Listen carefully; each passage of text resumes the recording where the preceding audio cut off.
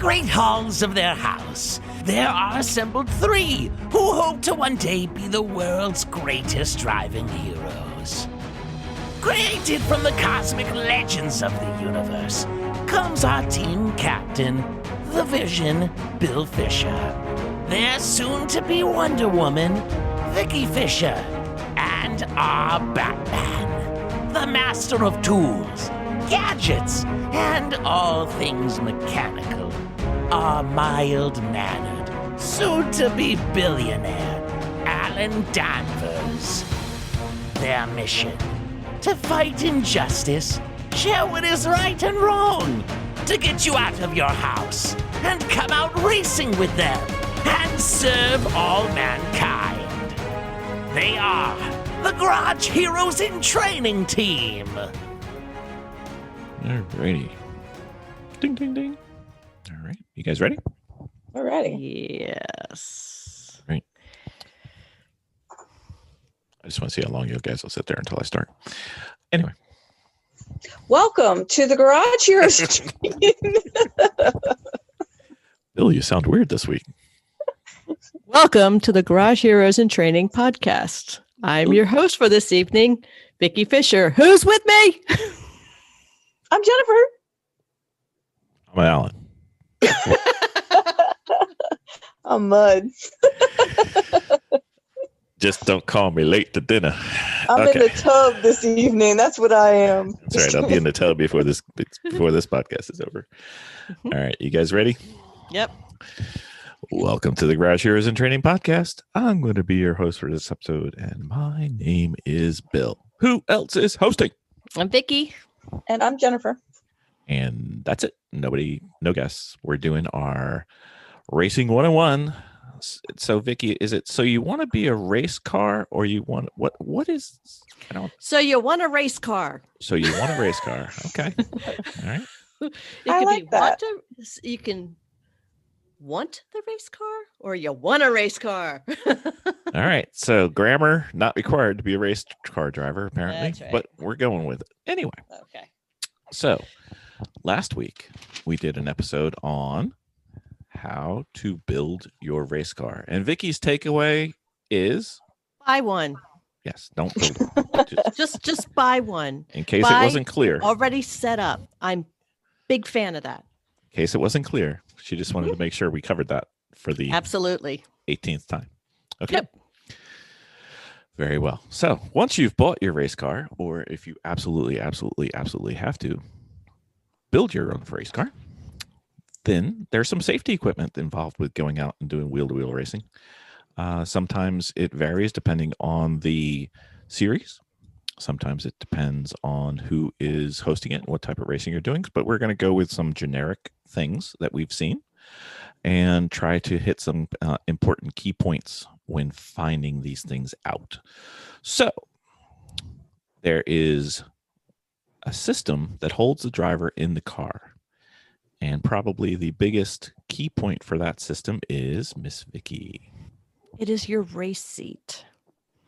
It is. It's kind of important. It is. The race seat.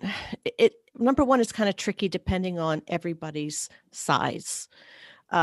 So you have to get just basically the race seat that's going to snug, fit your group snug.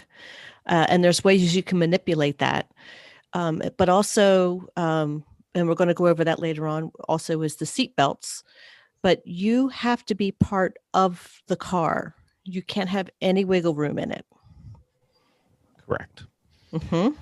So it's tricky with an endurance racing team because it's not like you only have to fit one driver or one size driver. And we vary fairly widely, and it's only getting wider, especially if Mia starts to race. Our team goes from about 5'6", 5'7", to about 6'2". We go from very sexy 5'7" females, because I don't want to sleep in the tub tonight, to 6'2" and in shape, to a 6 foot guy who's rather luxury. Luxury first. That's right. So You got luxury over here. Speaking as the luxury mammal that I am, it's difficult to find something that fits everyone. You have an option of having a slider for different heights, but the seat itself can be tricky trying to get it to accommodate everybody. So one thing that we've learned and we're going to be instituting this year is having seat inserts to kind of custom fit to everybody. So everybody's going to have their own little seat pad, and hopefully it will help everybody fit better into the cage and into the car seat and be a little more secure with their harnesses. Correct? Correct. Okay. I'm excited about that. Yes. In the ways before, you sometimes the seats come with extra padding, and that works. To a point. Yeah, to a point. It might be able to push you a little bit further. It might be able to push it aside. And also, when Bill had mentioned about sliders in your seat, some race series don't allow sliders. So you have to make an accommodation for that also. So, but like, again, it works up to a certain point but we're going to have to, because of the vastness of our ranges, we're going to have to do something a little bit different. Yep. Mm-hmm. We have to accommodate my luxuriness. Right. And what would that be? So we're going to go to a race shop that's a couple hours away. And Vicki and Jennifer are very similar in size. Jennifer, if anything, is a little tinier than Vicki, but it's pretty close. We're going to go there and we're going to find a seat with that. First off, it's got to fit in the car. So depending on your car, that can be tricky. If you have a small Miata, there's less seats that fit in there. If you have a race truck from, perhaps a Chevy S10 with a Isuzu Ombre on top of it, you can pretty much pick any seat you want. However, if you choose to go with the race seat inserts, the insert fits the seat and the body. So you need to have the same seat within all the different race cars. So we're going to go there and we're going to try and find a race seat that fits Vicki and also fits me. And then basically put the inserts in to accommodate and snuggle fit Miss Vicki and Miss Jennifer and get it so that they can do it. And on most of the race series that we go with, you can use a slider.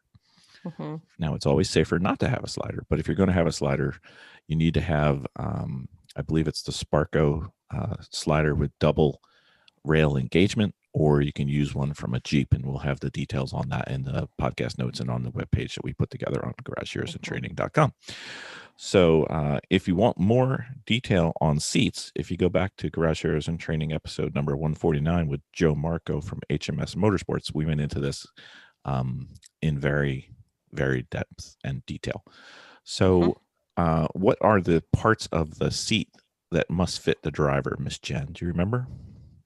The shoulder height and width. That's true. Very important, because you don't want to be sliding across, because after a couple hours in the track, if you've got to hold yourself up and keep yourself fixed, you actually wear yourself out. So that's a good one. Anything else? Yeah, you don't want any sliding around whatsoever. The other one would be the harness holes, the harness hole heights. What is that? Well, when you have the seat belt that's going to come through the holes, you want to make sure that they are not too high or too low, because if something should happen to you in an accident and those seat holes should be too low, then you will probably do some spinal damage. So you want to make sure that they are a proper height and they're properly secured at the same time. You want a certain angle between the holes and the shoulder. Mm-hmm. So you don't want to sit too low, but you also don't want to sit too high. Correct. So whenever you go to install your seat, but ideally you want to try it on, look at the geometry that's expected. And I think it's like 10 or 15 degrees max. So you want to have the shoulder height so that the harness is able to hold you as well as it can. Mm-hmm. Okay. It's not really complicated. You just want to make sure that everything fits properly. Especially if it's your first time, go get some help. Mm-hmm. And always try things on if you can. If you absolutely can't, then take a guess. The typical kind of seats, there's three types. There's what they call a Kirky seat, which is usually made of aluminum. There's other types of seats that are also made of aluminum. Then there's a fiberglass seat, which is kind of the more or less than the normal for what we do. And then if you want to spend a few extra dollars, meaning thousands, you can get a carbon seat. They're very, very light, but they're also pretty expensive, like $3,000 or so or more. You can spend as much as you want. So Jennifer, we typically have had two different types of seats. One was a halo seat and one was non-halo seat. Do you remember trying those? Yes, I believe I understand what you mean by halo and non-halo seat because I'm still learning all this. The halo seat is the one with the wider thing around the head. Like a wing, yeah, kind of. The wing, right? Yeah. Cocoons you. So, Yeah. did you have a preference? No, not really. I mean, I didn't. I mean, I don't know if the halo seat is more safe, but it tends to be. Yeah. The tricky part is these wings kind of wrap around your head and enclose your head. The trickier make part. it harder to see. Well, you got the Hans device, which we'll cover later, so you can't really peek around. It makes it pretty difficult to get in and out of the car, especially if you're of a larger size. I'm right here. I'm right here. That you really especially have if you're to, luxury size. Especially if you're like, we got luxury here. It's like I'm not even on the podcast, you know? What about my feelings? It certainly makes it a little more difficult to get in and out of the car, but it certainly is safer. It keeps your head from rolling around, and it keeps your body more so in the car, especially if you do not have a net in the window.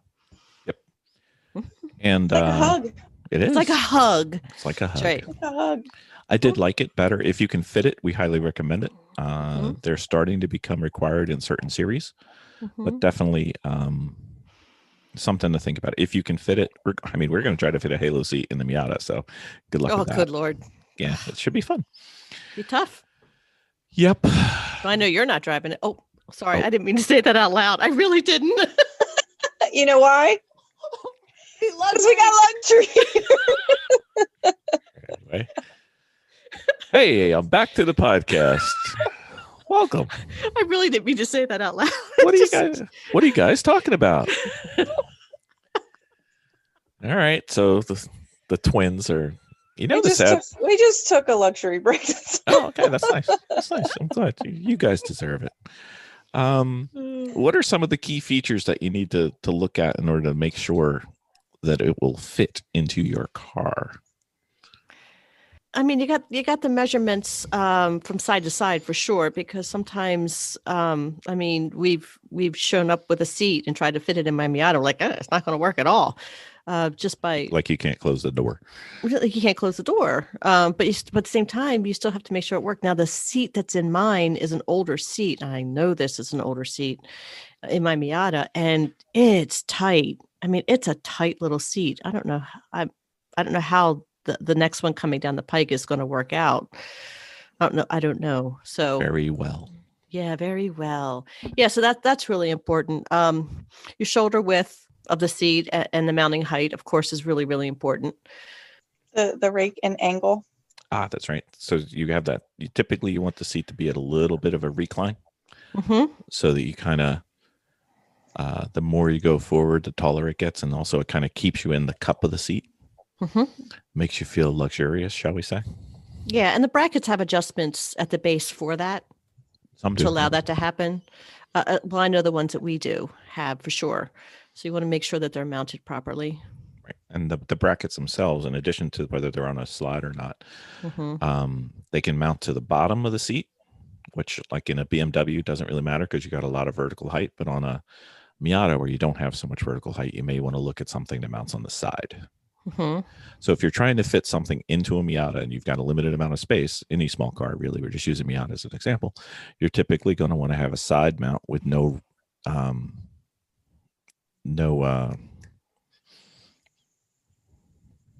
blanking. We'll come back on that. You typically want to have side mount with no seat rails underneath. You want to keep everything Right. as low as possible to use as much of the room as you can for the passenger and the car. Mhm. However, if you've got a big range of people and you may have to have sliders. Mhm. So Jennifer and Vicki, you both at HPDEs, you typically race in a Miata. Vicki's usually in an NB and doesn't let anybody in it. Nope. And Jennifer sometimes is willing to share with her ND. Do you remember the broomstick test? This is important for convertibles. You guys remember that? What? I don't remember the broomstick test. Okay. So the theory is that if you were to put a broomstick from the front windshield to the rear roll bar, there needs to be at least 1 inch between the broomstick and the helmet of the tallest driver. So you don't want your head sticking outside where the roll bar. Oh, I see what you're saying. You're talking about the height of the roll Height. bar and the height of the roof and everything. Yeah. So you want to have 1 inch or more. Which is why Bill doesn't fit into my Miata. That's Because he's yes. one of the reasons. Yes. Yes. Yep. Okay. I was not aware of the broomstick one. I just knew that there had to be a certain amount of clearance. So which is the broomstick test. yeah. Okay. So the thing that I did, like we've run the Halo seat in the old E36 BMW M3. Well, it wasn't an M3; it was a 328. It did have a little bit less neck strain because the wings and the Halo seat held your head. So when you're going around turns, it kind of keeps you stable. So I found that to be better, especially for long stints. But getting in and out can be tricky, especially when you're luxurious or have a very large helmet, which I happen to have both. Thank you very much. You guys can stop laughing anytime now. Anyway, Bill's helmets are unicorn size. that's right. They're rare. Double XL. Thank you very much. There's a lot of brain to stuff into that All piece. that, because he's so smart. All that brain in one helmet. You need a lot of room. Unfortunately, I don't use much of it, but that's a different story. So you've got a couple choices. What are your choices when you have multiple drivers, specifically when you're racing endurance racing? You have 2 choices. You could cut your drivers in pieces to make them all the same size. Yep. That's the Well, number one choice. All right, but if you're unwilling to cut up your drivers into pieces and make them all the same size, do we have a fallback position, Miss Jen? No. Just kidding. Nope, that's it. All right, so cut everybody's legs off and yeah. No. Seat inserts and sliders. Yep. That's about the best you can do in terms of giving you the variability that you may be looking for. Yeah. So we've also seen, like in the spec series of the Miatas, we've actually seen them lower the floors by 2 inches to accommodate larger and taller individuals that race in those cars. Yep. But for the series that we're talking about right now, that's not something that you need to worry about. I'm sure that the car you will be bringing in is probably and hopefully something that will be like in your grandmother's or mother's driveway, and she's just done with it, and that's yeah. Or you should buy somebody else's car. Or buy somebody else's car. Way to go. That'd be a great idea. That'd be a great idea. Yes. You know what you can do, though, is go to a race, find people who are racing your car that you're looking at, and go see if you fit. And then you'll know what seat's in there. And you can do the exact same thing. You don't have to reinvent the wheel. People are very, very accommodating at the races. They would be, you can walk up to any paddock at the races and any paddock would be happy to help you. Yep, absolutely. I agree. So once you buy your seat, you're good forever. You just use it forever and ever. Nope. That's not how it works. Seats have a lifespan for safety purposes. They do check them. They usually have a 5-year lifespan. What happens if they're over 5 years? Well, they have to be retired, or they just kind of go into just something like a practice car or something. Or you can always use them for HPDEs. If you're concerned Yes. about the certification, you can sell them to people who just use them for HPDEs. Or sometimes you can use them with an external back support.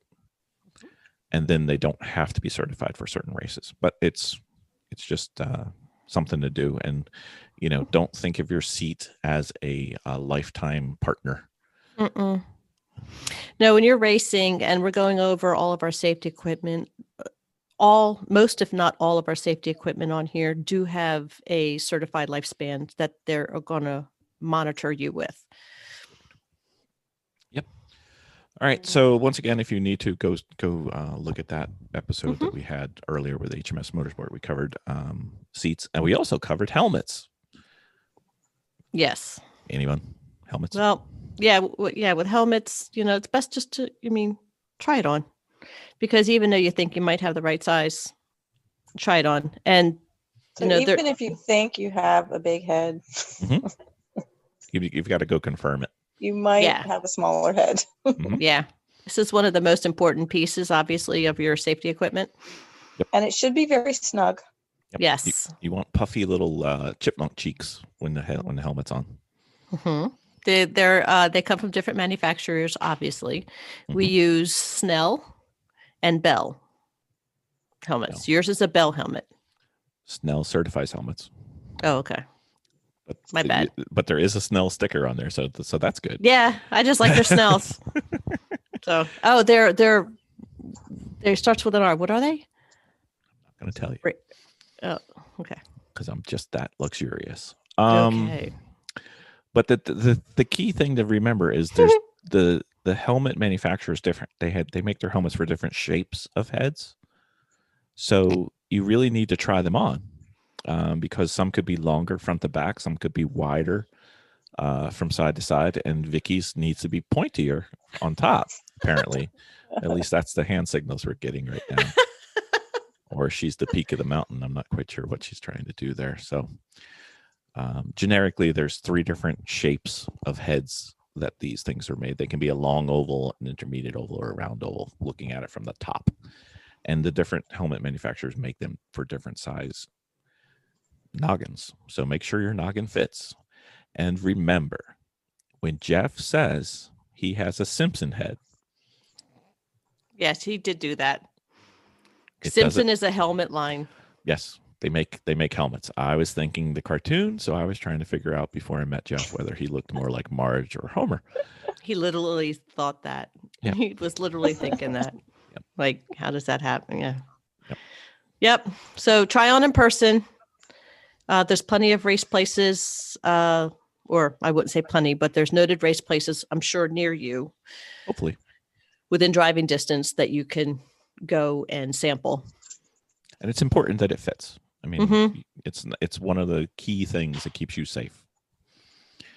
So anyway, anything on the comfort of the helmet that we want to get into?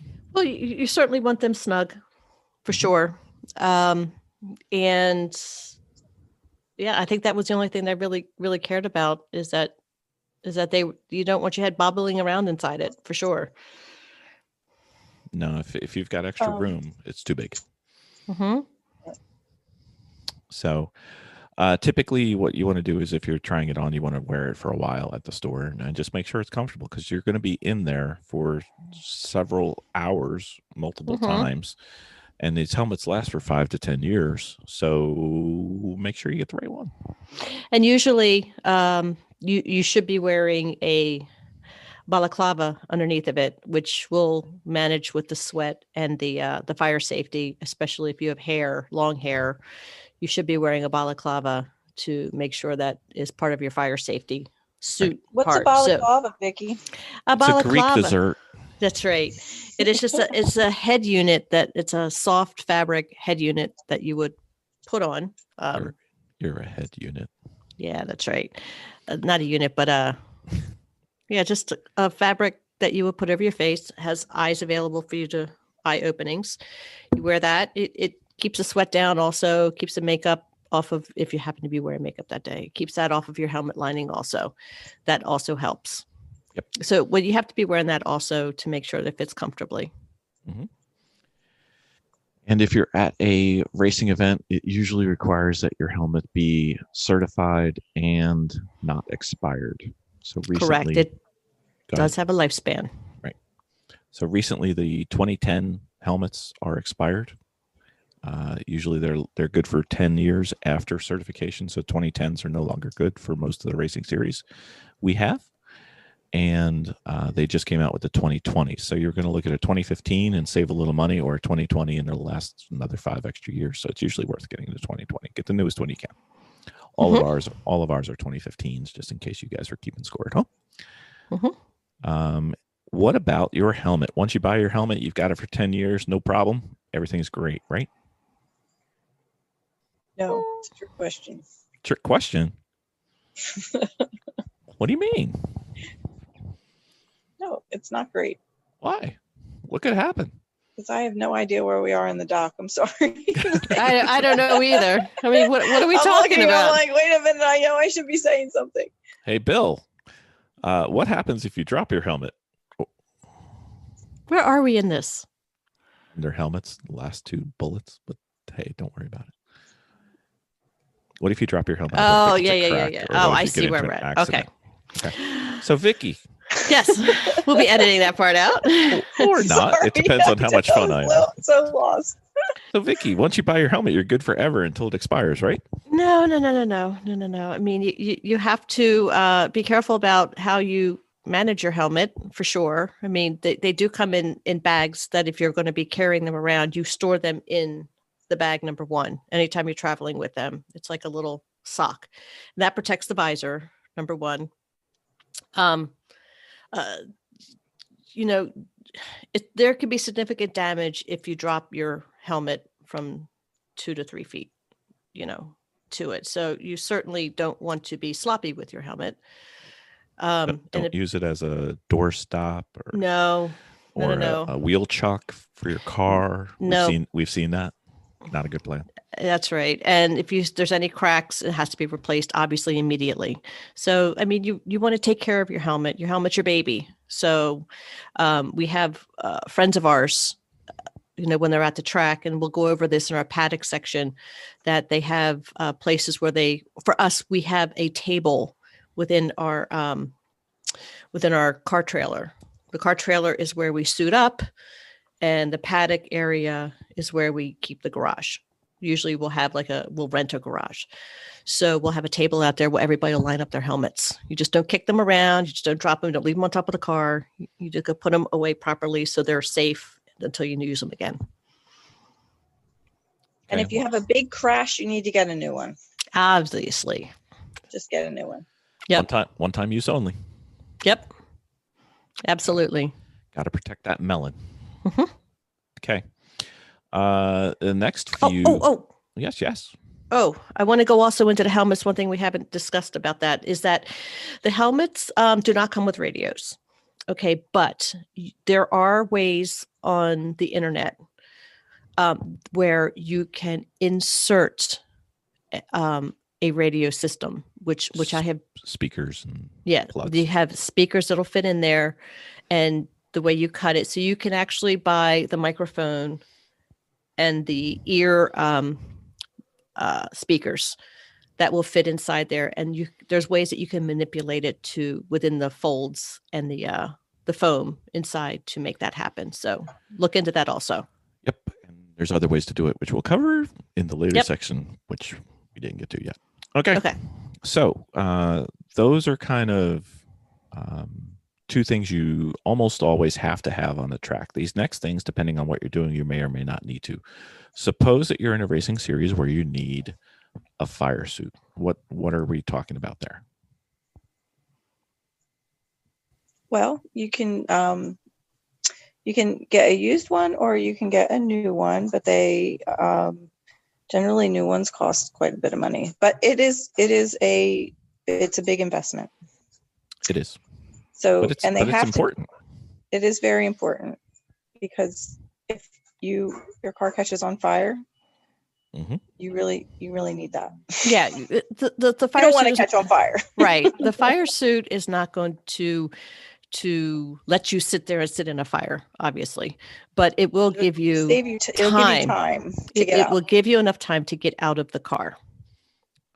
Yes, it's usually rated in terms of how many seconds it will protect you from getting I think it's a 3rd-degree burn, but it might be a 2nd-degree burn, but I think it's 3rd. So that's kind of. And there's 2, right? And typically with the series, there's the SF5. Yep. And then the SF3. SF3.2A Yes. /5, 3, or 1. Mm-hmm. We always buy 5, so we don't have to wear underwear. And then there's also FIA, who certifies things. Right. So they're They have to be certified for most series. Right. Don't. This is not where you save your money. No. Right. And they'll check. Oh yeah, for sure. Absolutely. And they also expire. Mm-hmm. So there's 3 levels, and Jennifer mentioned that you can buy used suits. We've got a few places where you can get old NASCAR suits as long as you fit. It's easier if you're in shape and relatively, normal size. It's a little bit harder to be luxurious, but they're available, and there's a very good suits. Those are like $3,000, $4,000, $5,000 suits on sale for $500 or $600. So great things as long as you like, whatever sponsor they have. So that's always good. But there's 3 generic ranges of suits, 3 grades, kind of say. Do you remember those grades?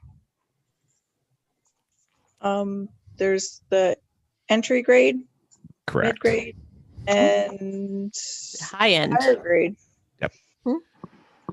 So your entry grade is usually going to be like a cloth type suit. It's going to be heavy. It's going to be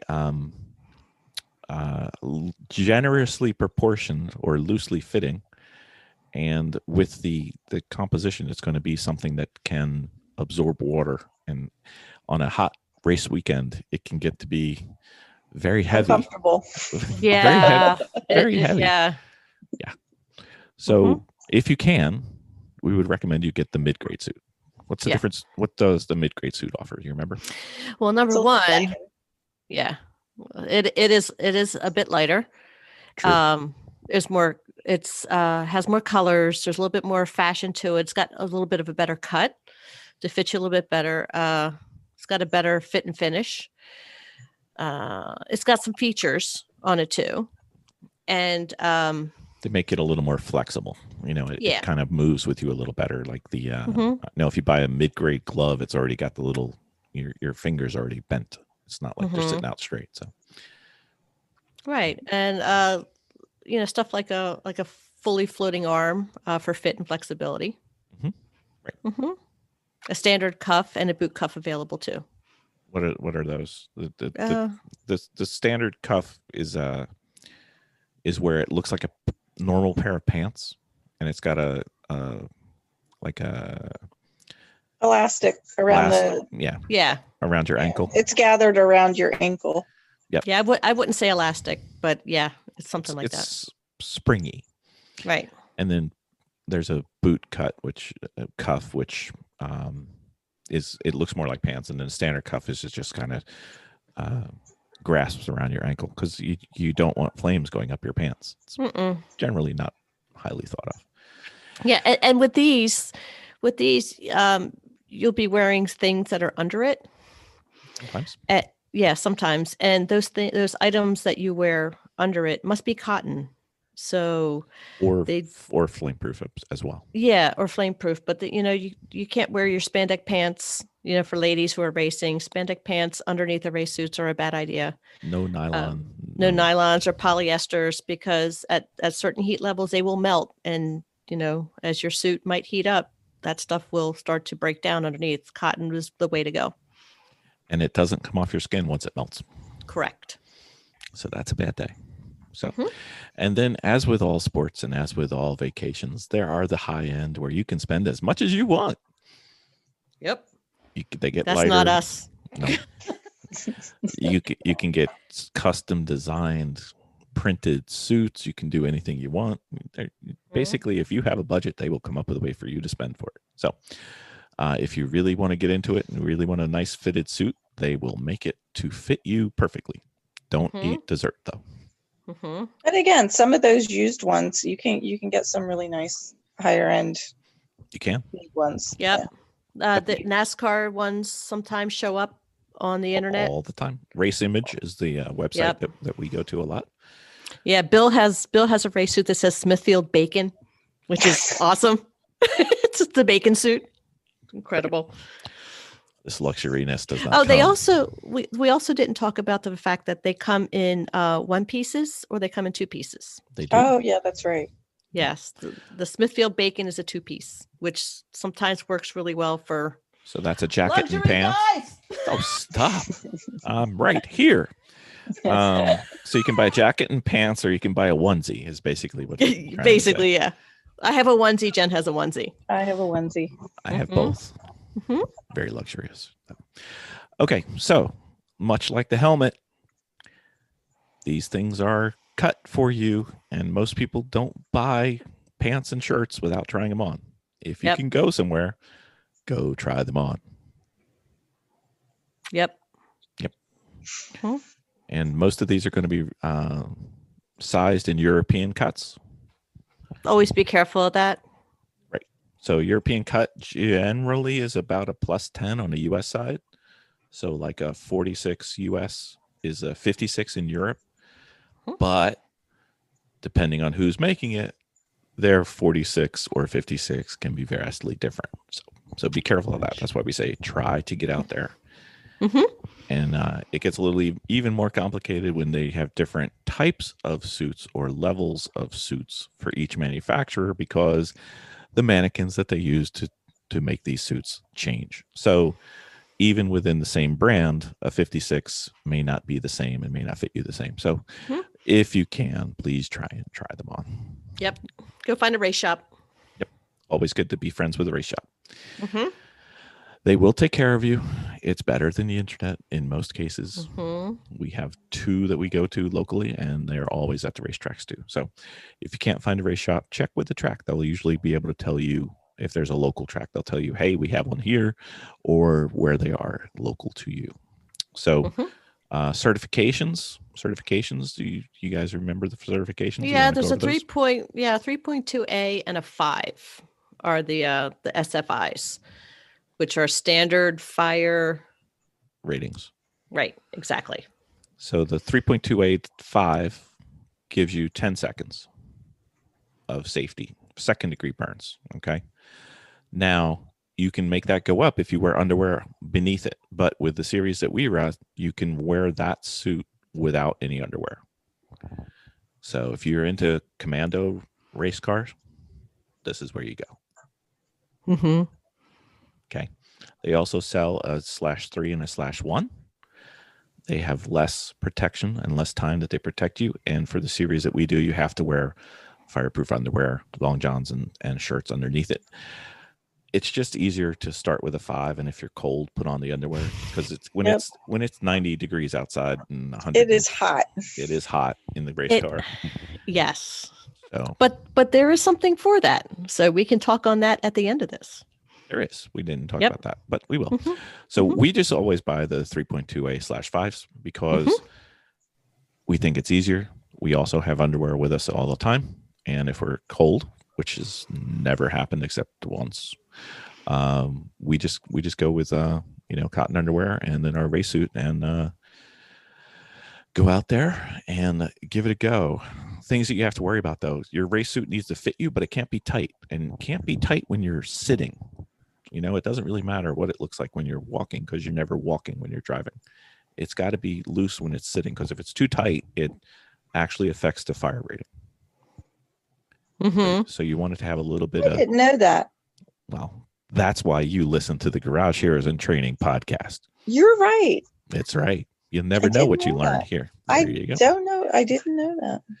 Yep. So thermodynamically, if you are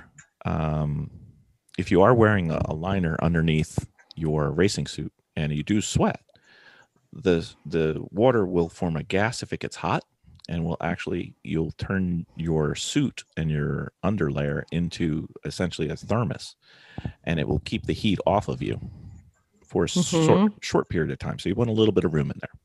See, this is why Bill wears the big helmet. It is. That's right. Okay. So He's full of them. So what's next on Bill is a Piñata? The Hans. Hans, head and neck No. Yep. restraining devices, generically called Hans, which is a brand, like Xerox is a brand. Hans is a brand. There's several different brands, several different manufacturers. Any thoughts on the Hans devices? You guys are only really familiar with two that I know of. Well, I do know that there are sleeker ones that sit on your shoulder. I do know the ones that come down all the way to your chest. Hybrid, yeah. Yeah, that's called a hybrid. And there's the only two that I do know of. Yep. We only have the ones that sit on the shoulders, though, right? Yes, but there's several different kinds and several different attachments for those to your helmet.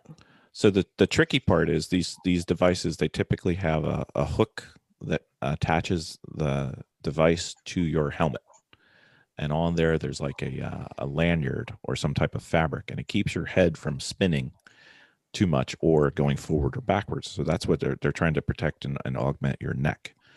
So the problem is, especially in endurance racing, you almost always have to have the same device if you're going to share them amongst the team, because the pins and the way they attach to the helmets are different. So you can't switch back and forth as quickly as you can if you all wear the same type of device. So easiest thing to do is have them all be the same. If you're an endurance race team and you have 4 drivers, you want to have the driver coming out not have to take it off and give it to the next driver. So you need at least 2.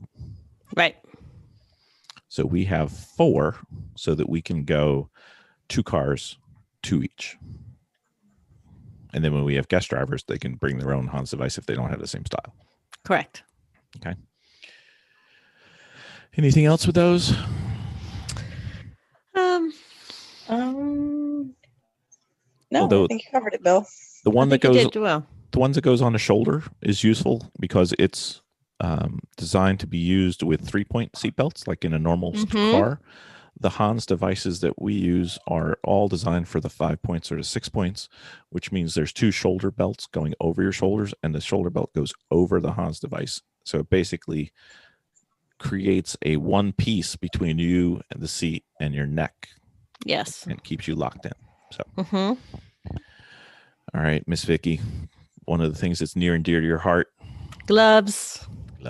True gloves. Gloves. Yeah, gloves. The gloves are fun because they come in wild lines and wild colors and fun designs. But again, for those, they're also fire safety, same, SFI 3.2 and SFI 5.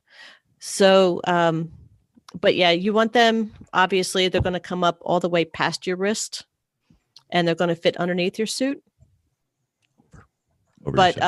Or over your suit. So, yeah. And you just want the same comfort. You want them snug and they're going to do the job. The one thing we have found or unable to find is if you're racing in the rain or the cold, we have not come across anything that will solve the problem of keeping your hands warm and dry. So, because typically your windows are open. Correct. When you race in the cold weather. So that's going to be something that is always going to be a constant battle with your gloves. But you can get a lot of fun colors with them. And you can get them in different thicknesses too, right? Yeah. Seems like it.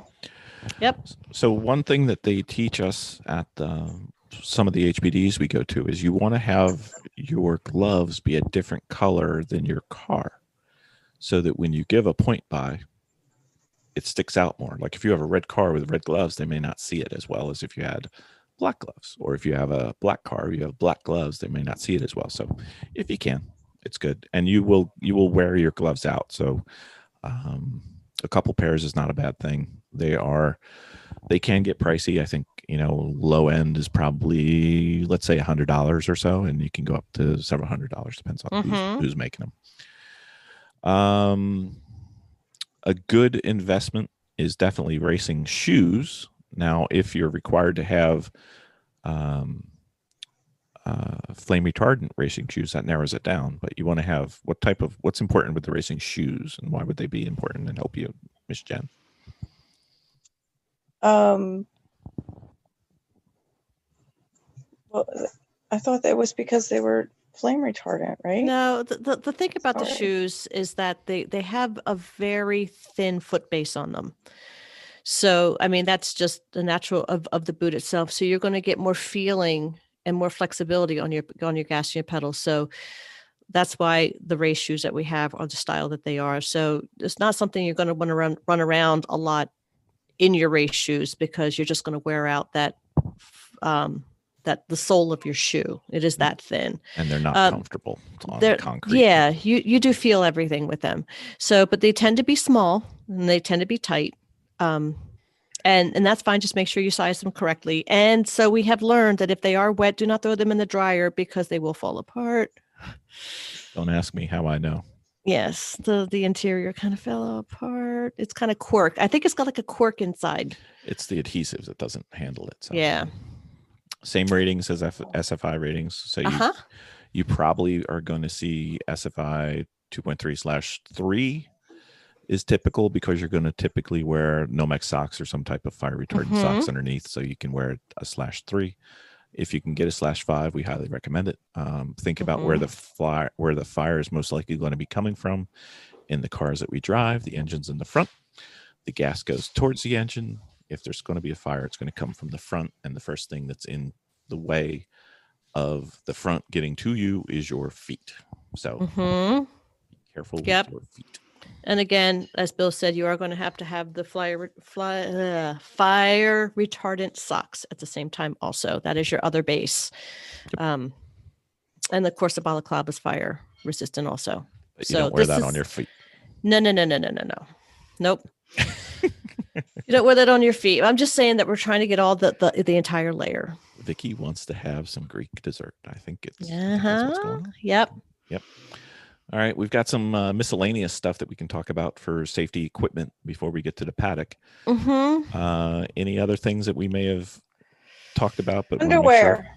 Underwear. Yeah, the under stuff. Yep. Usually going to be a long sleeve t-shirt type thing with long sleeve underwear pants, I guess they're called. I don't know what they're called. Oh, I know what we can talk about, Mr. Bill, because you and I have had issues. Glasses. Wearing glasses with your helmet. Glasses suck. Glasses do suck.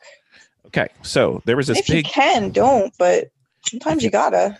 If you can, don't. But there's a internet kerfluffle. I know that comes as a surprise that people argue on the internet, but just, it happens every now and then, once in a while. Contact lenses. Okay. A lot of people wear contact lenses. And actually, I just went to the eye doctor, and I didn't get them this time, but we discussed getting them specifically for just racing, because I don't generally like to wear them, but I find it's really hard to wear glasses with the helmets because they have to be so snug. So, but it's something that will probably be in my future anyway. So, speaking as somebody who works in laboratories a lot, let's picture this. You're hopefully never going to have this happen, but you're in a car that's on fire, and with the fire comes heat, and with the heat comes various chemicals that you're going to have vapors of, and with the heat you can literally melt your contact lenses onto your eyes. Well, that sucks. Yes. So I'm not saying people don't do it. I'm just saying think about it. If that happens, you're not going to like the outcome. In a laboratory environment, you're not allowed to wear contact lenses when dealing with chemicals. So what I would recommend, and this is strictly Bill, get a pair of, if you have to wear your eyeglasses to see and drive, that's one thing.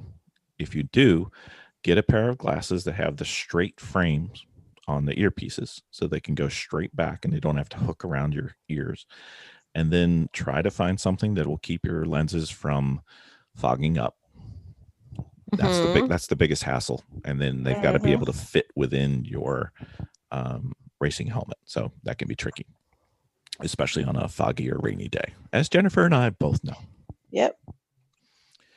Okay. What else do we have? Ear protection. Yes. Miss Jennifer is slightly. This is important for Jen. Jennifer's come in from the track complaining about the noise level for her.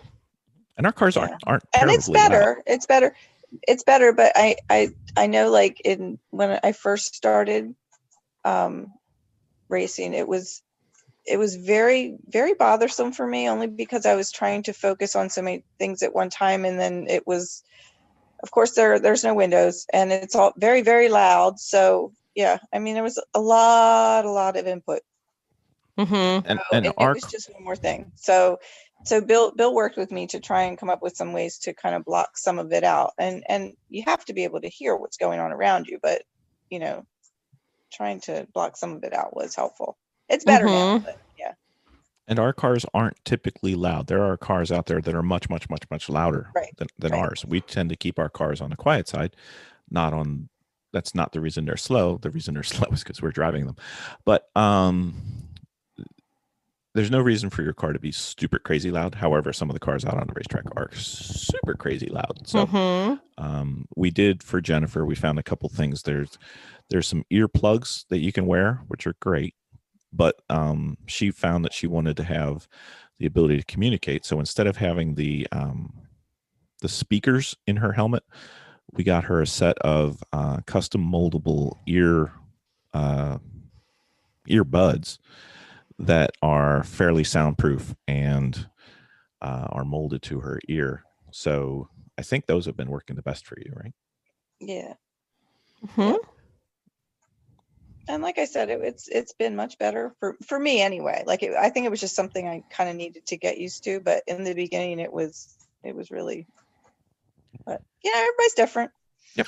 Yeah, you have to. There's a lot of inputs that are going on at the same time, so this way it's just a lot easier to concentrate. And some people aren't bothered by noise, but some people are just pretty sensitive to it. Plus, it interrupts Jennifer with that, her own personal race theme going on in her head. I remember the one time she got out of the car breaking her saying, concentration. I remember she got out of the car saying, "That car sounds just like Jim, and I'm tired of it." Anything else that we may need to cover? You know what? Yeah, I would highly recommend getting for your car a panoramic or a wide angle mirror for your rearview mirror, because it lets you see things coming from all sides. Mm-hmm. Yes, that is really, really important. Yes. Yep. You don't want to have any blind spots. So there's a couple things with mirrors. So if you picture a normal car has a rearview mirror kind of mounted in the center of the car. It's probably about 12 or 14 inches wide. And then usually your car has two side mirrors. Okay. Let's start with that as the base. The advantage of getting a larger mirror, they have two types. There's a wink mirror, which is several mirrors that goes all the way across the width of your car. And each one is angled so you can see entirely behind you. Not our favorite type because it's not a continuous picture, but we have used them. And then there's like I think it's a 15 or an 18-inch curved mirror, which gives you a bigger angle or field of view so you can see more around it. And that can be put right where the normal center mirror is. Or if you've taken that off and you have the ability, you can actually mount it where the passenger seat is, because you don't really need to see your head. You know where your head is. You want to see behind you. And if you put it off to the right-hand side, you can see almost from wing to wing behind you using just that one mirror. And including your rear view mirrors at the same time. But sometimes your rear view mirrors get popped off. So side mirrors. Your side mirrors. Yeah, I'm sorry. Your side mirrors, they occasionally get popped off. And it has happened. So having that wide angle is good. And usually they're pretty standard when they come into the race stores. When you're shopping online, you'll be able to get an idea. I mean, whether that's where you go for it or not. We use a Longacre in all our cars. We like the curved mirror. It's about 18 inches. We get the biggest one that we can, and we put it off to the right-hand side. And it works well. Yeah. What other safety stuff can we put in the car after we buy it or build it? So you have to have your fire extinguishers. You have to have them inside the paddock. You have to have, or like in the hot pit area, and you have to have them inside your car also. So you have to have several of them. In the for the car comes a fire suppression system with the tank inside, obviously. And with that, what is that? Just in case people aren't familiar. Oh, the fire suppression? Yes. Okay, that's what I'm going to get into. Okay, so the fire suppression is a tubing that runs throughout your car that is wound through. It goes from the fire extinguisher. Fire extinguisher bottle. Yeah. Correct. And that fire extinguisher bottle is mounted to the floor of your car. And you have 2 brackets that are in there that will come with the fire suppression kit. After that, there are 2 attachments from the fire extinguisher. One that will wind through your car. Actually 3, right? One that will wind through your car. Depends on the system, but usually the ones we use, there's 2 lines. Right. There's 2 lines. One goes to the cabin and one goes to the engine. Correct. And there's in the cabin, those the nozzles that feed out will go to your feet, will go to your hip area, and then the other 2 will split and go to your engine, inside your engine. You know what? They're very, very simple to install. More simple than you think they are. So I know it sounds complicated, but with great instructions in the box. Correct.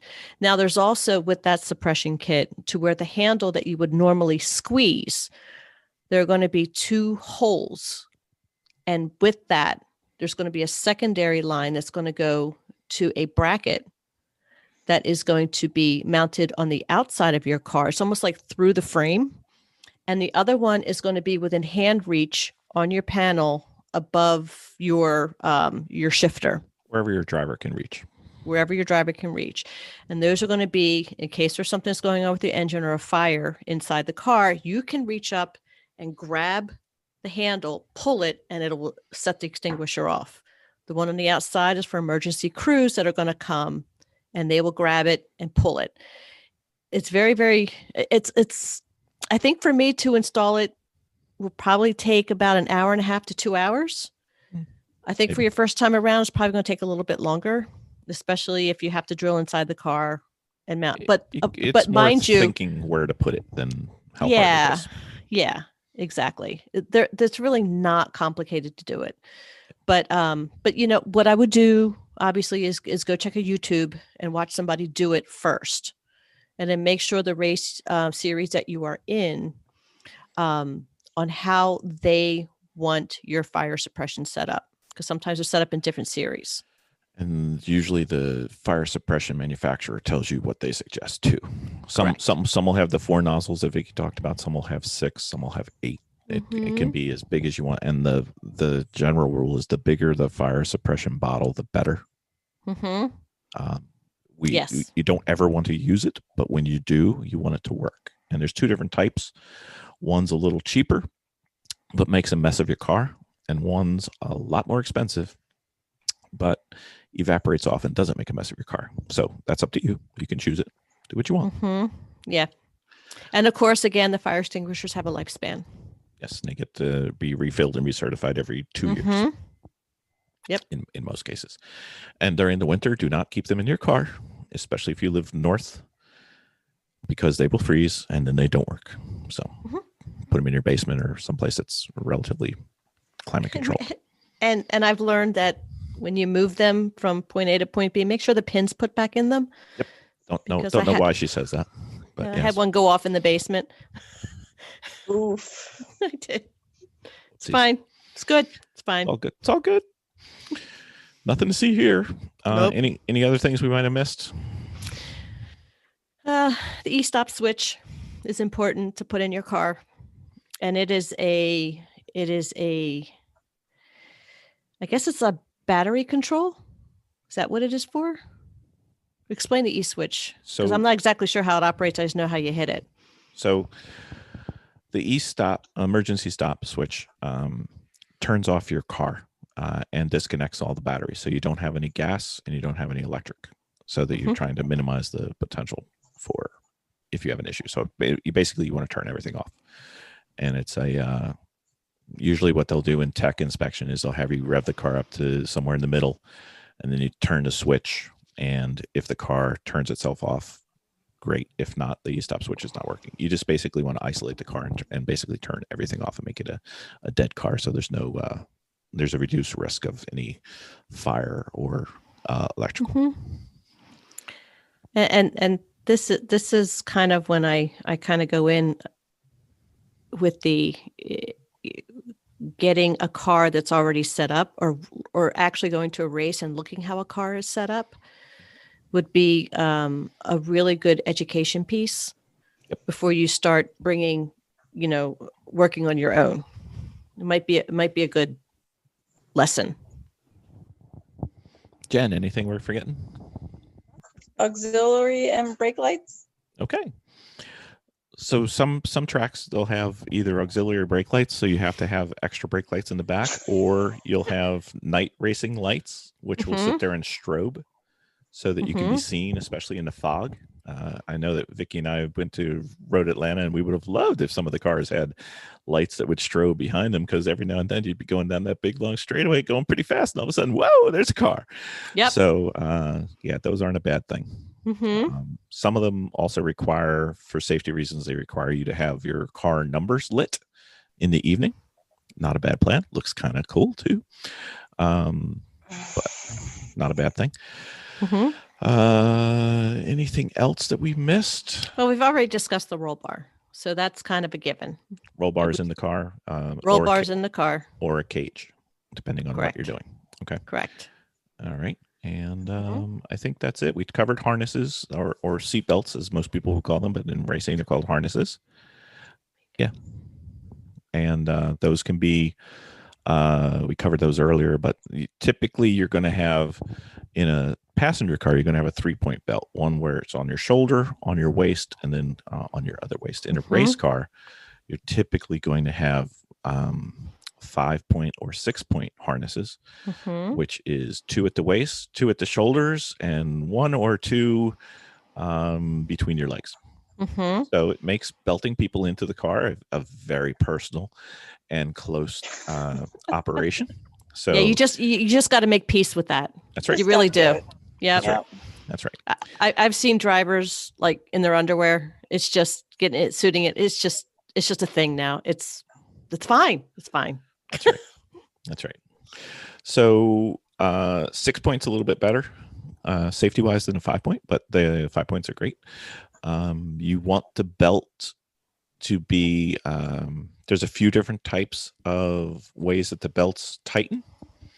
You can have some that are, they don't call it hook and loop. What is it? The bird beak one. Do you remember those? I forgot what the words are for it, but, and then there's I call them like duck heads, but I don't think duck heads are really used anymore. I call them duck heads. I don't know what they're called. Yeah, they're older style. And then there's the cam lock, which we use. And then the belts can be tightened or loosened. Some are tightened in a downward pull, and some are tightened in an upward pull. Depends. We found that out one time. And the tricky part about the harnesses is making sure that it fits all your drivers, because you want the tight section to be able to hold the smallest driver, and you want the loosest section to be bigger than the biggest driver needs. So sometimes that can be a challenge.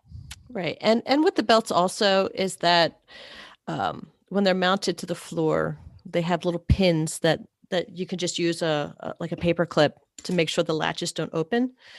And the racers, the race series are very much sticklers on how those seat belts are wound through the holes of the seat onto the roll bar. There's a certain way they all have to fit together, and they will check how that is done.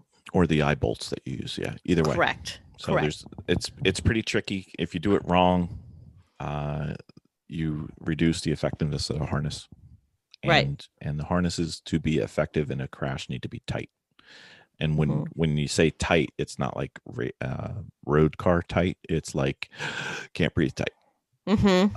So when you think because it's tight they will loosen over time. So if you're in the car for 2 hours, there are times when I'm on a straightaway and I might have to do like an adjustment. Tighten the shoulders usually.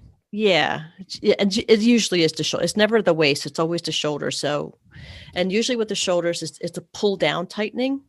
So it's easy to just, when you're on a straightaway, just take one hand off and just kind of pull down real quick on each side if it gets to that point. But for the most part, it really shouldn't, but depends on how long you're in the car. All right, so that's basically our 101 for So You Want a Race Car on the safety stuff. But while we were here, it's somewhat related to safety, but more something that's the actual part of racing that we're actually good at. So related to safety, there's also, I think we've covered most of the equipment that is in it, but in some races, you'll have a hot pit where you'll actually camp out at the pit lane area over the wall on the safe side, not the hot side. And in some tracks, you'll go back and forth to the hot pit and be ready to do your pit stops. So what do you guys recommend for a hot pit setup? Let's pretend we're there. So we're going to start off with our series that we're in, which is the Lemon series, which they are so strict on safety because there's so many newbies that are in there, and it's a great place to start. Where they do not have you sitting in the hot pit area. You are only there to visit, to do what you need to do, and then get out of the hot pit. There's no camping. There's a lot of people at a Lemons race, so nobody could fully accommodate sitting in the hot pit area and camping out. So what they're going to require you to do, it's a minimum of 3 people. You will have your gas cans. You can we usually carry them up in a Wagon. in a wagon. So we usually carry about 3 gas cans up with us, and we'll go over gas cans in the paddock setup. But you're going to also have to have your Fire extinguisher. Exactly. And you're going to have a tray that's going to go underneath where the gas is going to be in case there's any spill over. One person. Because gas will dissolve asphalt. Oh, yep. So in our series, and especially, I think it's all series, where you have to be walking into that hot pit area fully suited with your visors down, gloves, the whole shoot, as if you're going to drive. You had to be fully suited to cross over into that fence area. What if the fire marshal says it's fine to have your No, don't listen to fire marshal. Listen to your race series, because they're the ones that are trying to keep you safe. The fire marshal people are only there to make sure that there's no fire, so they don't really know the rules. The racing series is running the track. It Correct. doesn't matter if it's a chief fire department guy.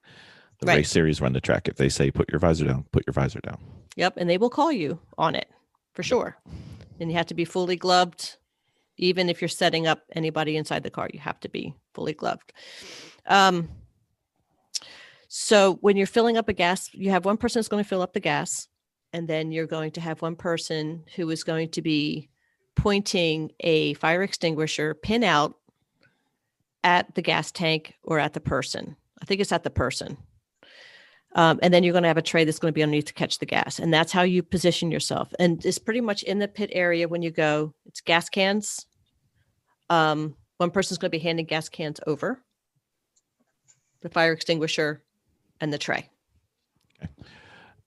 Which, I'm just going to make sure you get it straight. What do you aim the fire extinguisher at? Which one can be replaced and which one can't? I think it's the person. There you go. Yeah. Because I think, you know what, for a long time we were pointing it at the car where the flame would come out, but I think you pointed at the person. Yep. And ideally you want to be pointed at the person looking towards where the cars are coming from. Mm-hmm. You don't want to be standing with your back to a car coming into a hot pit and not know he's there, because sometimes their brakes aren't there and you want to be able to get out of the way. Right. Now, at the hot pit area where you're allowed to camp out, they're usually for smaller groups of racers. They could probably be like 20 racers to 30. 50, 60. Yeah. Yeah. For as many people that might fit along there, if they can get a spot along there. That would be your small toolbox. It would be a great place to take it up there. You can take a small tent, one of those canopy tents.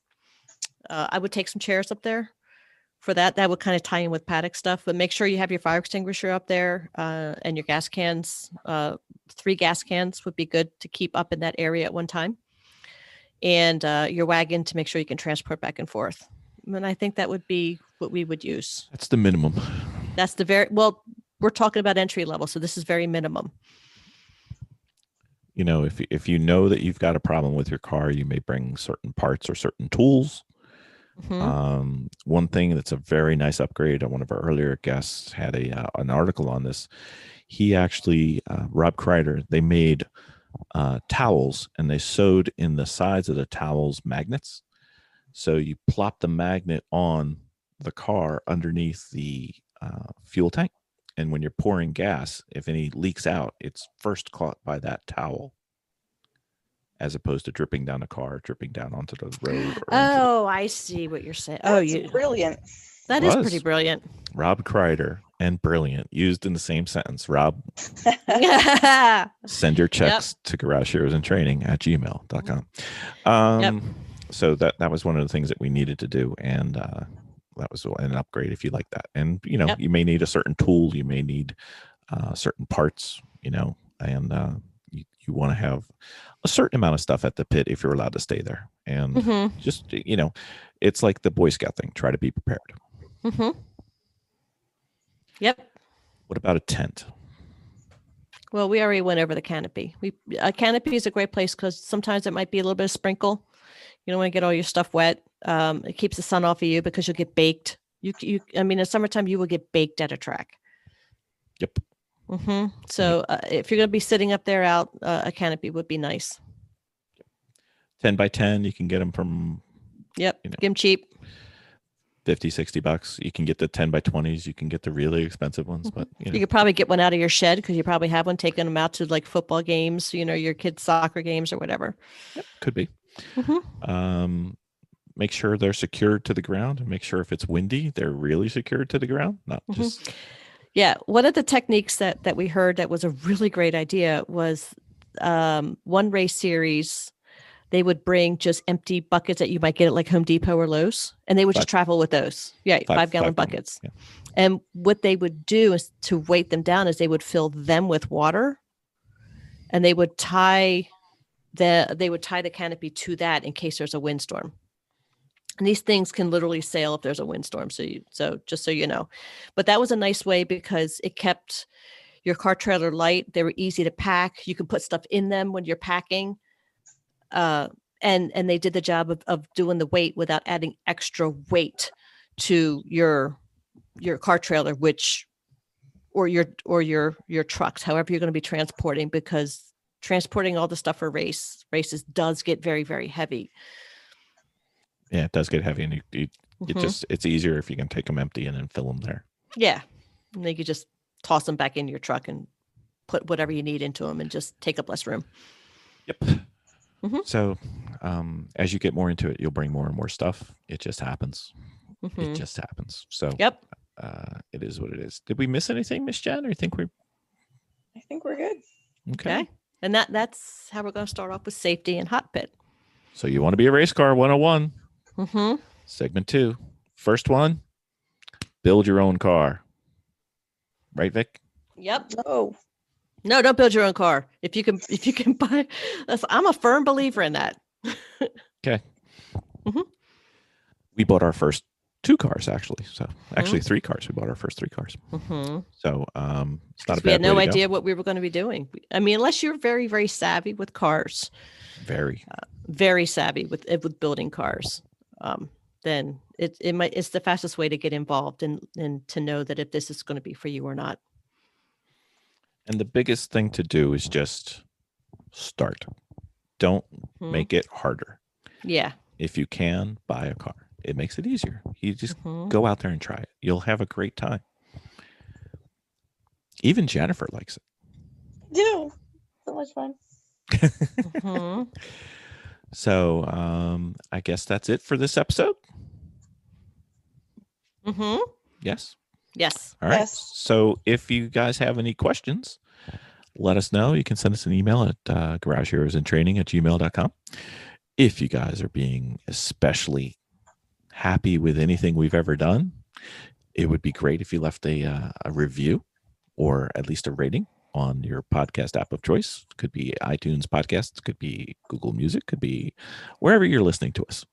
And that would help us out greatly. And hopefully by the time we're done with this series, you'll know everything you need to know so you can say, so you want a race car? So you want a race car 101. That's right. Thanks, everybody. Bye. Bye. Dominating with Dawson. I believe I heard that there was a Ben Dawson in the house. Whoop, whoop. Hello. Mr. Dawson. All right.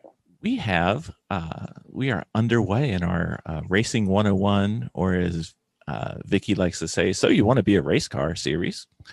And we thought we would pair up some of the Dominating with Dawsons with those. So these are going to be kind of fundamental, kind of aimed at newish drivers or soon to be drivers. Maybe this could be their first year. Maybe they may have listened to our podcast and realized that if we can do it, really anybody can do it. So they might as well try. Yeah, and, definitely. If I can do it, literally anybody can do it. Yep. It's such an exciting time. I hope that people listening to this are really excited to get started with their driving and racing careers. This is such a fun thing to do. I can't imagine not doing it myself. I know. The biggest regret that I see is people being concerned about starting, concerned about, not knowing what they need to know. So we're going to do something about what they need to know. Yeah, that's great. There are a lot of perceived barriers that we can easily smash right now. Like, we'll know how quickly they can get into this stuff if they want to. Yeah, I think from a high level, none of the barriers really matter. So just skip them. But let's talk about one of them. Right. There's this whole getting on the track and getting off the track procedure and processes that, we just kind of do it. But I'm sure can be intimidating, or you can worry about, and there's no reason to worry about it. I mean, if you just go there and talk to somebody, they'll explain it to you. And then you'll ask them again because they'll use jargon that you won't know what they're talking about. But let's pretend that we're going out on a track for the first time. And there's this concept of gridding where you can grid up. Right. It could be in the paddock area or it could be on the pit lane. What do they mean typically by gridding? In my experience, some of the first times you'll hear that term at the track, or when your group is getting called, you might hear, the green group come to grid. So at least the first couple of times I was at the track, I heard that and didn't know where the grid was or what that meant to do. But that means to go line up, to go get in a line, usually too wide, right next to the track. Sometimes it's on a cold pit road or next to a hot pit road. But they'll usually or it might be just a staged up area inside the paddock or the pit that they'll put everybody in. But if you're not sure where something is, you can always ask an official with whatever group you're with, whether it's a race series or a DE group. Right. So I think it varies track to track and really series to series, or whoever's holding the event. They all have their different ways of doing it. Jennifer, when we went to our last HPDE at New Jersey, can you describe what the gridding was? It was kind of different than what I'm used to. Honestly, but I have to remember which. It was like 4 or 5 lanes, and the lanes got called. Oh yeah. So it generally, I think a lot of the times they had like groups that were kind of facing each other, and they went out. But this was more like, you're right. There was more like lanes. It was almost like a grocery store. Exactly. Yeah. And they just kind of like fed you out onto the track by your lane. Right. But so a lot of times the other ones we went to, they were you were facing each other, and then they just kind of alternated and pulled out. Yeah. So it really depends. Yeah. That sounds like staging lanes at like a drag strip or like land speed racing event or something like that, where you sort of pick a car out of long lines. Like, you're next. So gridding. But in general, yeah, you're talking about what gridding is in general. It's just staging up for your next run. So just like you would for a straight line run or a road course run, it's where the cars that are going to hit the track next get together, whether it's one at a time or rolling off as a big group. Kind of getting called out one at a time. And they have cones where the cars are. They don't like it when you hit the cones. When you hit the cones. You really don't like it when you take it with you. They really don't like it when you run over the cones. But they're little cones, right? So they're hard to see. It's true. I've murdered a few cones in my time.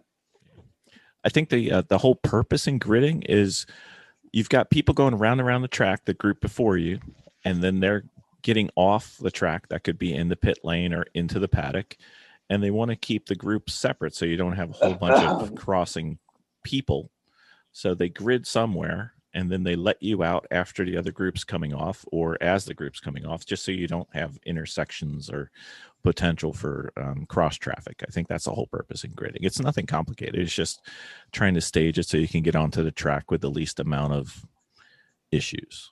Well, they have to keep things going, I think, because if I mean, the schedule's so tight, you get like 15 minutes on the track after, you know, you go to class in the DEs. So, you know, they have to have the next group ready to go, because if there's any lag time, then it just like pushes the whole day back. So, yeah. There's also some things you can do when you're gridding, just depending on how you feel about the group that you're with. There have been times kind of early on in my career doing DEs where maybe I was at a course I didn't know very well. So if I was in the intermediate or the advanced group, they all pulled out. I might not have wanted to be the first person in line. Like I would try to go out last a couple of times just to watch how other drivers drove the track before I tried to get out, just somewhere toward the front of the group. But there are also times where, you're within your DE group and you're the fastest one, and you feel like everybody else is holding you up. So you hear the first call for your group, you're already sitting there at the gate ready to go onto the grid because you want to get out first. So there'll be times where you might want to try to be the first person out or the last person out here, or maybe it may not matter, but there are ways you can do it. You can always kind of hang back and then just roll into the gridding area as the last cars are kind of getting up to the flag person, just so everybody's clear that you're not, that you're trying to go last. There might be a reason to go last. There might be plenty of reasons to go first. I've done both. So one thing that the NASA Great Lakes region does is they break the groups down because they have different drills. So they'll break you down into a high horsepower group and a low horsepower group. And they'll send the high horsepower group of cars out in front of the low horsepower group of cars so that they don't have to pass a lot. And then they'll also break it down into like 2s and 3s and 4s for the purposes of the drill. So you'll have like little subgroups within your groups. And that eliminates the whole point by argument that everybody's like, oh, somebody's holding me up, because the cars that are 0 to 60 monsters are out front, and it's going to take them a few laps just to essentially lap the slower cars. So they have open track. We're not going to catch them with our low horsepower car, so we have open track, and it works out great. I think it would be great if everybody did that. Sounds like a smart approach. It does work. Okay, so there's this concept called pit out. So we're pitting out into the track. What do you do? What do you have to be careful of? Pit speeds and blend lines and blah blah blah. Right. So when we say that you're going to pit out, it means that you're going to drive your car out of the pits and onto the hot track. So pit out means you're exiting the pits with the vehicle you're going to take onto the track. So as you mentioned, things to watch out for are there may be a speed limit in the pits, or you may have to drive around one section of wall past the course worker who waves you onto the track. There might be a few things to pay attention to on your way before you even get to the hot track. And usually the last one of those things to pay attention to is what's called a blend line, where there's usually a wide or a distinct colored line that extends past where the pit wall ends, but they want to kind of keep an artificial wall where you're not supposed to blend into a race traffic on the hot track until you've passed that line. So that's what the blend line is, and typically there's a rule that says don't put your tires across the blend line, which means if you do that too early and you've crossed the blend line, it means you've jumped out into traffic. You could have traffic coming by, depending on where the pit exit is. A lot of times it's on a straightaway, and you're exiting into traffic at the end of the straightaways where all the other cars are going the fastest. So you don't want to come out of the pits and just dive out to the edge of the track where you would normally be on the straightaway. You need to ease into traffic and feel your way out. And so the blend line gives you plenty of room to clear the wall and also get a visual of what's coming your way before you try to blend in with traffic. Right. And in some tracks, many tracks, the racing group can't cross the blend line unless there's nobody there. And in some places, you're not allowed to cross the blend line at all. It just depends on the track. Pay attention to the rules. Read the rules of upcoming DE. They always put out whatever your rules and regs are for that. Read the rules and regs for your race about how you're supposed to behave. Speed limit within the paddock. Everybody's got different little sets of rules, and there's some general good ones that everybody follows. But then again, there's some little ones that may be peculiar or particular to whatever group you're with. You just want to always be familiar with that, so that you don't make a bunch of people mad. They don't want to let you come back. Yeah. So, Miss Jen, when you were going to your track early on in your career, I think you had one of the more challenging pit outs was at the New Hampshire race, which was your second race. Yeah, and NASCAR, a little tight NASCAR track, right? Yeah, and the Mm. Wow. pit lane just goes forever, and then all of a sudden it makes this super tight left-hand turn, and then you're at the bottom of a hill where You're out everybody's there. clustering. Yeah. Yeah. So Not pit a out. fan of that track. No, I can imagine. I can imagine you wouldn't be. No. So, any difficulties with the pit out besides it's just For me, Yeah. I mean, generally, no. There, I just don't. I mean, there's a couple of things about that track I really don't like. I just kind of feel like it's blind it can coming be, out. Yeah. Yeah. and That's it's a got a tough one. really sharp turn right at the end. So Yeah. So, what about pit in? When we're going to pit in, Miss Jen, what do you do when you pit in? You put your hand out. What do you mean you put your hand out? You put your hand out the window. Put your hand in With- the air with like you fist- don't care? That's right. With the big fist, you keep your fingers down, put your fist up, and you And let that them know means? that means you're going in, Going into the pit in going into the pit. lane? Yep. But if everybody's going in, you don't need to do it, right? Everybody knows they're going in. You don't need to do it, right? I do it every I'm time. asking a trick question there. Yes, you Oh, do it you all are. the time, every time. Yeah. And I mean, if I've got a free hand during a race, I'll do it in a race just to also help somebody not run over the back of my car.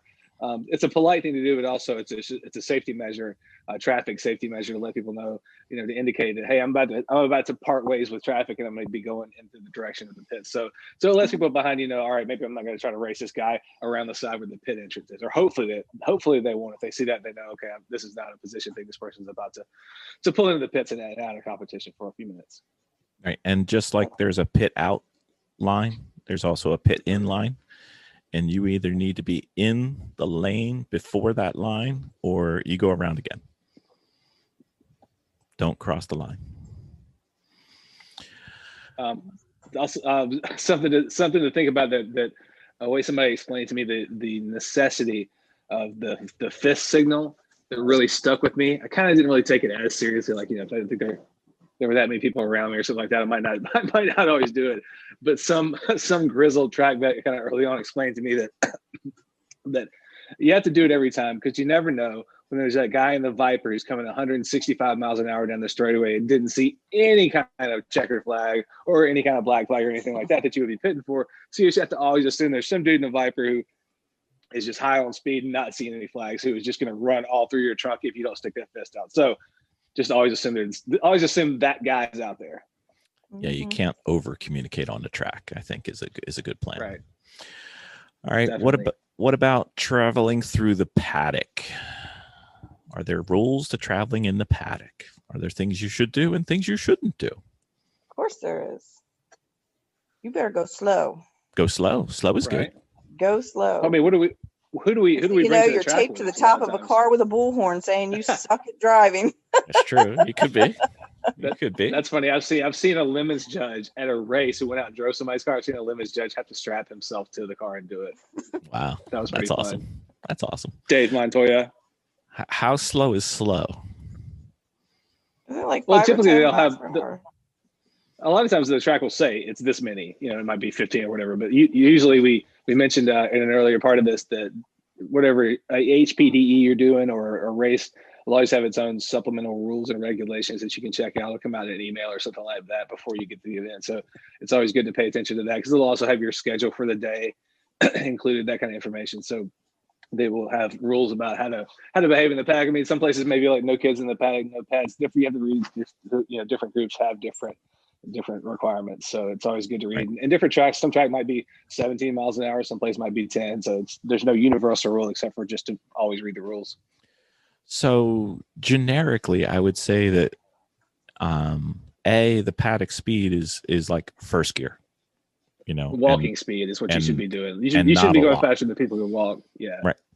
And the hard part is you're coming off a track doing triple digits. Yeah. It may feel like you're going slow, but you could be doing 40. Yeah, you feel like you've got to really tune down, but then you just drove by a 3-year-old going 60, so you're going to really take it down. Right. So remember, the paddock is not for the cars; it's for the people. Yes, that's a very good point. And some paddocks are very controlled. I'm thinking specifically of NJMP paddock. They have the main garage, and the rule is the garage stays typically on your left, so it's always counterclockwise or clockwise. No, it's garage on the right. So you're always going clockwise, and it's very controlled. But other places like Mid-Ohio, Watkins Glen, it's kind of free for all, a mall parking lot. And yeah, VIR is that way too. Yeah, you can just do whatever the hell you want at VIR. So not only as a driver but as a pedestrian, keep your head on a swivel. Yeah, make sure the cars are going slow. And a lot of times in the paddock, the thing that I find is going really, really fast are the kids on bikes or scooters or the electronic scooters. They are flying. Or the old lazy men on golf carts. Uh-huh. Oh wow, there are so many people who will not walk around a paddock. Like that's crazy to me. Yep. Someday, I'm sure someday I'll have one of those bar stools with a Briggs and Stratton motor I can ride around on, but no, I'm not there yet. So yeah, you got to because people we bring our pets, we bring our kids to the races and stuff like that. So yeah, I mean, the pits is the place where you have to be extra careful about safety. Yep. When I was a kid growing up, it's like driving in a neighborhood. I think like you have to, think of it that way. I always think of it like driving in an empty mall parking lot. The cars, I grew up in New Jersey. Sorry. So you could get a reckless driving ticket for crossing a parking lot line and not going up and down the rows. Don't ask how I know. I'm sorry, it's not reckless. Really taught you some manners. Careless driving. So it's only 3 points, but still. So I'm particularly sensitive to it. But when you've got cars that are used to going 100 plus miles an hour and then they hit a paddock, they may think they're going slow and they're not. Or people walk around texting or looking at their phone or playing with their dog or they're 3 years old. And, that's just what 3-year-olds do. So be prepared. You should be able to stop literally in like 10 feet. I've got a little bit of wisdom for the folks who are learning how to kind of get around the paddock. It's something that somebody laid on me. I was watching the photographer when I started out racing. I was doing circle track kart racing, and I was watching this guy down in the infield taking pictures. We were having a big race, and so there's a magazine photographer down there, and he was taking pictures. And I was just kind of watching the way he would always kind of react to cars around him. I was like, I just was talking to him about how he takes pictures. And one of the things he said that stuck out in my mind, he goes, "I never turn my back on a race car." So that's something that I kind of keep in mind. If there's a moving car around me in the pits, I've never really got my back turned on. I kind of know where they're headed.